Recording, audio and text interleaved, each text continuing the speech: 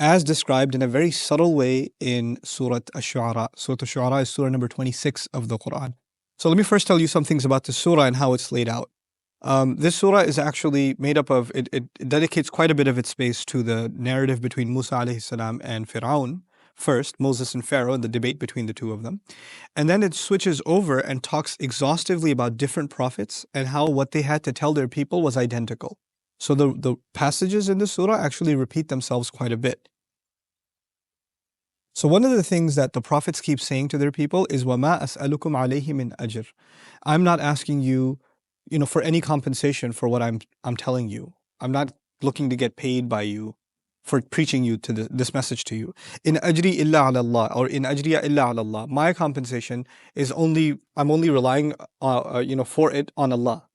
I only depend on Allah for that compensation. Rabbil Alameen, the master of, or Ala Rabbil Alameen, the master of all the peoples, of all the nations. In other words, these prophets they continuously say, I'm not asking you for money. I'm not asking you for money. I'm not asking you for money. So this is repeated on the tongue of Nuh, Salih, Shu'aib, etc., etc. They keep saying the same thing over and over again. But you find, even though that's so consistent, the two prophets that don't say this. So you have وَاتْلُ عَلَيْهِمْ نَبَأَ Ibrahim, recite onto them, read onto them the news of Ibrahim. إِذْ قَالَ لِقَوْمِهِ لِأَبِيهِ وَقَوْمِهِ مَا تَعْبُدُونَ. When he said to his father and his people, what are you worshipping? So he didn't say, I'm not asking you for compensation like everybody else. And the other prophet you don't find saying this in the surah, that everything else is so consistent in, is Musa, which is awesome because Ibrahim alayhi salam is going to be preaching to his dad. And his dad raised him. And his dad spent money on him. So it's really rude and obnoxious to say, I'm not asking you for money. Well, you already have. I've already raised you. You've already lived under this house. Every night that you go to sleep under this roof is me spending money on you. So he understands that his father has actually made sacrifices, financial sacrifices for him. So he's not going to bring that up like all the other prophets did. This is part of his mannerism. We're learning that there's yes, the message of all prophets is the same, but there's sensitivities. And you have to acknowledge the good. Even a disbeliever is that his father builds idols. His father builds idols. But he's not going to say to him, I don't need your money.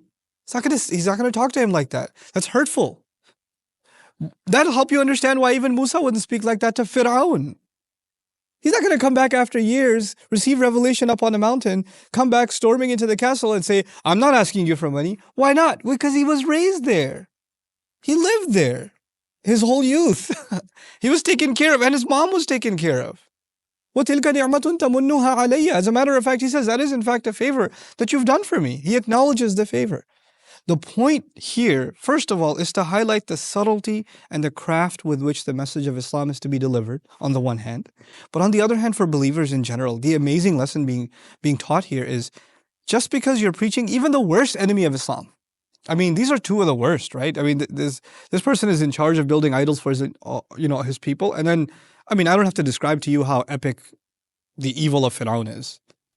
And yet, in both of their cases, if there's a good to be acknowledged, or if something shouldn't be said because it's just not right, your anger towards them shouldn't get you to say it.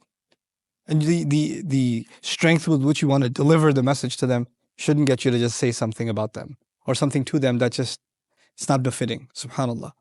Our manners are timeless. The message is timeless, but the manners with which the message is to be delivered is also timeless. We can never compromise it. Don't get overzealous in trying to get a point across and say things you're going to regret, especially to loved ones, especially to family. That's when our our filter goes off, right? It's easy to get frustrated with family and say things that you would never say to anybody else. Never say to anybody else. And that's why you have to be extra sensitive when you talk to your family. May Allah Azza wa Jal give us the wisdom of these remarkable prophets and help us share the message of this beautiful deen with loved ones in a way that will make them love our manners before they even love the message we have to share. Barakallahu li wa lakum. Assalamu alaikum wa rahmatullahi wa barakatuh.